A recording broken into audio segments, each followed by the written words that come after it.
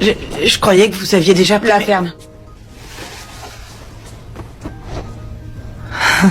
Le garçon est diagnostiqué d'un cancer de l'œil droit. Le médecin-chef dit qu'il doit subir une opération pour retirer l'œil infecté, mais étonnamment, le garçon montre calmement son œil gauche et dit qu'ils ne peuvent absolument pas voir, qu'en réalité, c'est un œil artificiel. À quelle heure est prévue l'opération? À 3 heures. Donc il me reste à peu près 6 heures pour exploser un maximum d'aliens. Ensuite, le garçon prend sa tablette pour profiter de la lumière qui lui reste. Quand le médecin veut l'emmener pour les examens préopératoires, il découvre qu'il n'est plus dans la chambre. Elle remarque la commande de taxi sur la tablette du garçon. De lui, personne ne l'a vu passer. J'appelle la sécurité. Attends une seconde. Qu'est-ce que tu regardes? Où est Charlie? À ce moment-là, les parents du garçon remarquent aussi son absence. Ils demandent au médecin où se trouve leur fils. Le médecin ment en disant qu'il est en examen préopératoire. Puis, elle fait sortir son collègue de la chambre. Il a commandé un taxi il y a moins d'un quart d'heure. Pour aller où?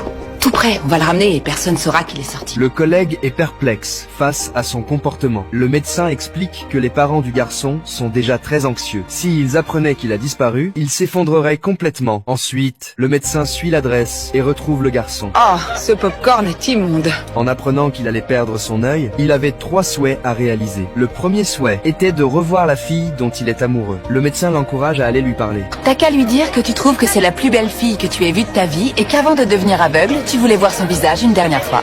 Le garçon prend enfin son courage à 2 mains et s'avance vers la fille.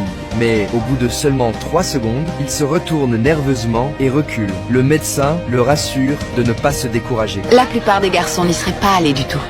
T'as été courageux. Le deuxième souhait est de conduire. Pendant la conduite, le médecin-chef appelle pour dire qu'ils doivent ramener le garçon à l'hôpital rapidement. On est sur le chemin de l'hôpital, on arrive. Faites vite. On dépêche. Sur le chemin du retour, le garçon exprime son dernier souhait. Il dit qu'il a toujours voulu voir les seins d'une femme. Le médecin ne peut se résoudre à le laisser aveugle avec ce regret. Alors ils vont tous les 3 en boîte de nuit. Demain, il sera aveugle. C'est sa toute dernière chance de voir une femme nue. Malgré les supplications du médecin, la sécurité refuse de laisser entrer le garçon. Son souhait ne peut pas se réaliser. Il retourne à l'hôpital, déçu. On sera là avec toi, à ton réveil. Lorsque le médecin-chef s'apprête à le pousser vers la salle d'opération, le médecin lui dit soudain qu'elle a oublié de prendre les signes vitaux du garçon. Elle demande au médecin-chef de préparer la salle d'opération. Puis elle tire le rideau et, sous le regard perplexe du garçon, elle relève son haut. Le garçon réalise enfin son dernier souhait. On descend le patient. Alors les constantes. Un peu de température, mais il est prêt maintenant.